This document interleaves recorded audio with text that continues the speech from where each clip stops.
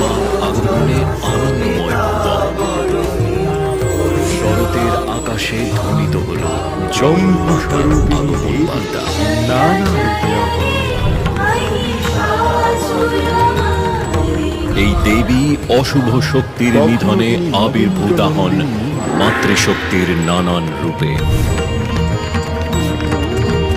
কখনো কাত্যায়ন মহিষাসুরকে বধ করে হয়ে ওঠেন মহিষাসুরমর্দিনী।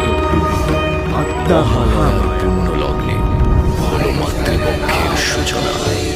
রণংদেহী 2রা অক্টোবর বুধবার ভোর 5টায় স্টার জলসায়।